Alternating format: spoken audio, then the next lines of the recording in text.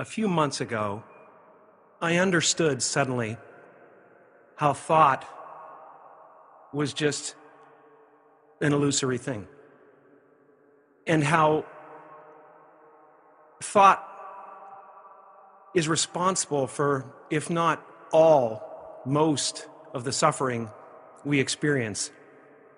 And then I suddenly felt like I was looking at these thoughts from another perspective, and I wondered, who is it that's aware that I'm thinking? And suddenly I was thrown into this expansive, amazing feeling of freedom from myself, from my problems. I saw that I was bigger than what I do. I was bigger than my body. I was everything and everyone. I was no longer a fragment of the universe. I was the universe. And ever since that day, I've been trying to get back there.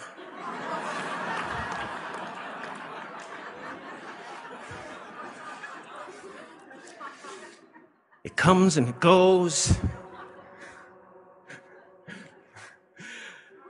It's like riding a wave. Sometimes I'm on, sometimes I'm off. But at least I know where I want to go. And that I want to take as many people with me as I possibly can, because the feeling is amazing.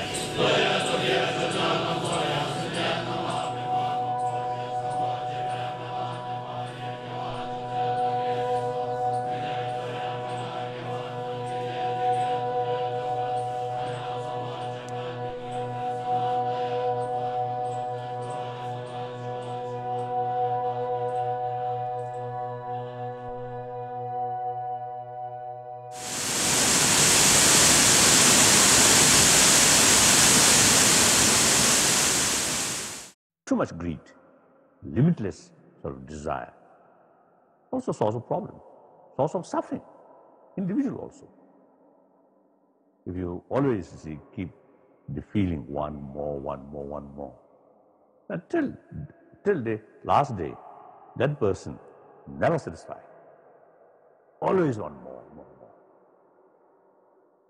So mentally, that's a very poor person, always hungry. Yeah.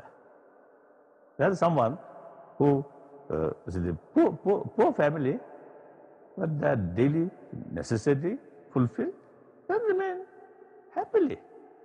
That's, I think, mentally really richer, isn't it? So I think the contentment also very important. Too much greed brings more sort of restlessness, and also too much greed.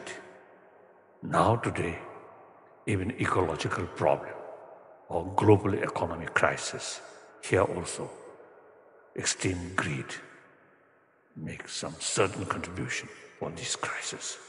So for that, contentment, practice of contentment. I'd like us to focus on what I've termed the three unwholesome roots. That is greed, aversion, and delusion. They're also sometimes referred to as the three poisons. And they're very closely related to the three characteristics of anicca, impermanence, dukkha, suffering, and anatta, not self. So with greed and aversion and delusion, we are at the very seeds of what causes suffering in our lives.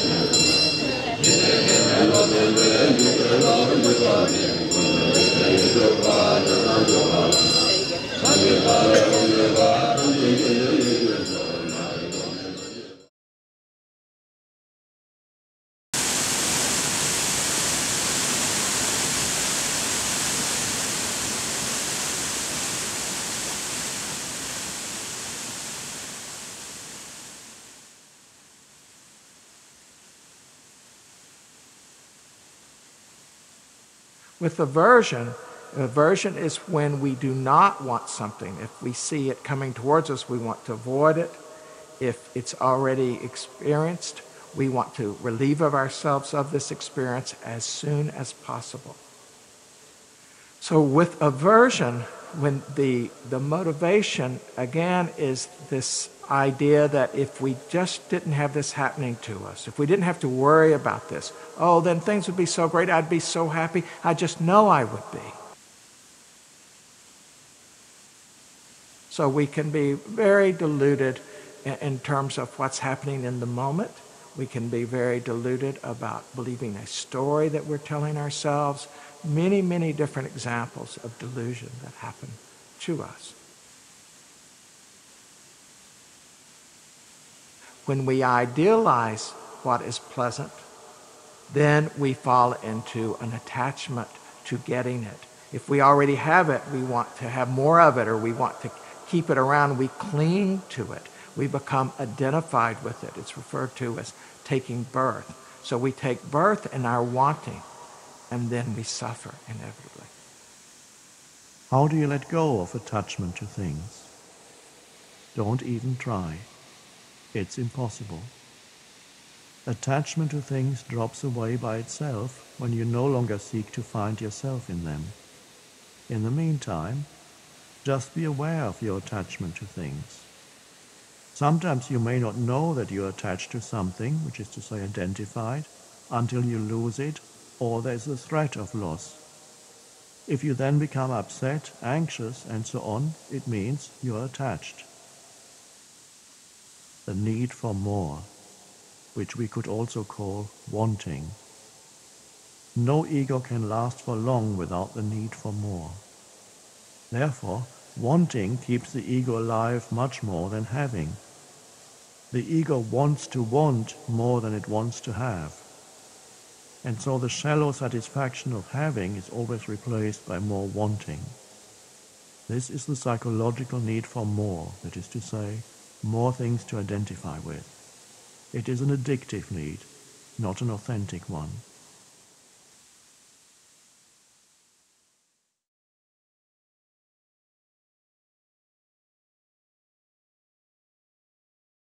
I'm amazed when people go like, the world is insane, man. It's crazy. It's out of control. It's like people are completely nuts.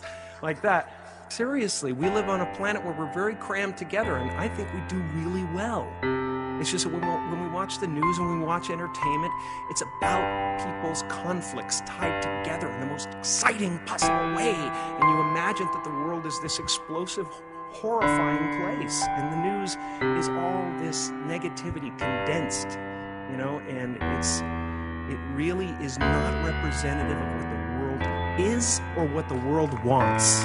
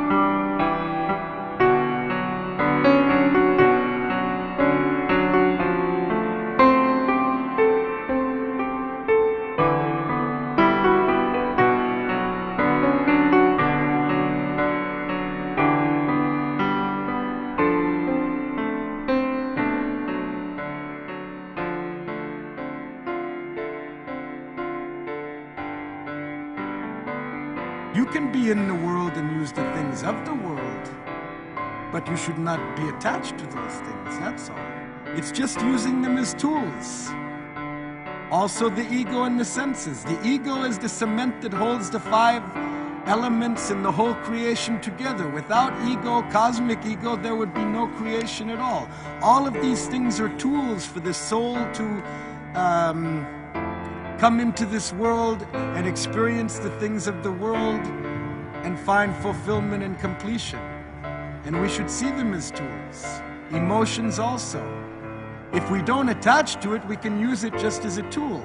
If we attach to it, it overtakes our mind and drives us crazy, and we lose control and we don't know what we're doing anymore.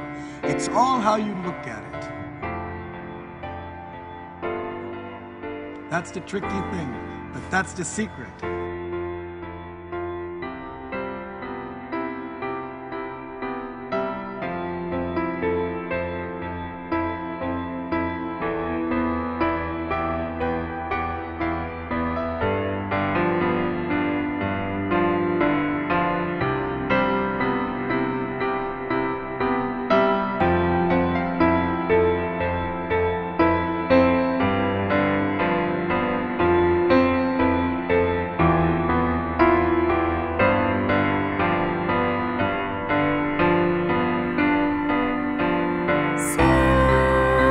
touched me with silence. I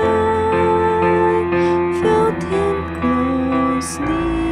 Everything is almost gone now.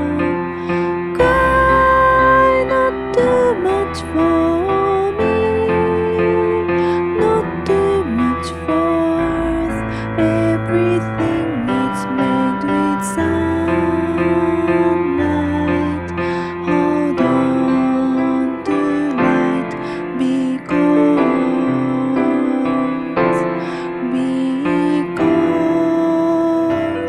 it's just falling down, down, down into the yellow, down into the yellow, down into the yellow, down into the yellow, down into the yellow, down into the yellow, down into the yellow, down into the yellow.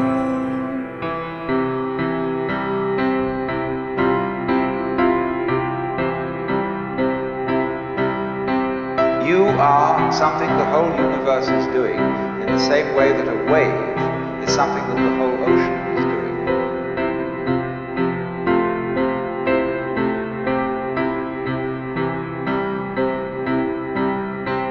Sun, hear me this moment, I glimmer of the run. Everything is almost gone now. Chance I lit up on the moon, find them with my joys. Everything echoes from star to star. Hold on to light, because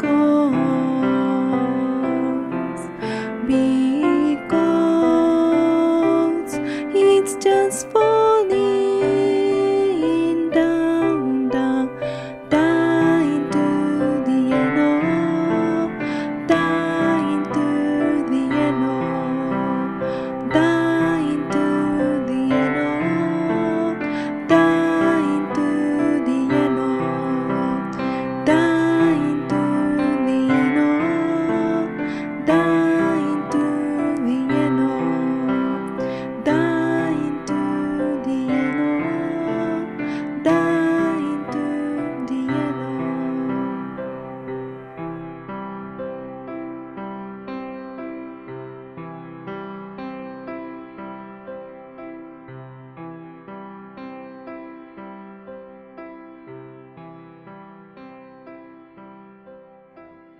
Most of us live trapped or lost in the movement of thought. Sometimes I've spent 2 hours of my day thinking about one person I resent, you know, and going through orations and, you know, if he ever says this, I'll say that, and all of those things. And you go, I find myself now when I get caught up in something like that, becoming conscious suddenly and going, oh, wait, I'm here. I'm not with that person right now. I'm creating things that don't even exist, you know, and it's useless. It's time badly spent.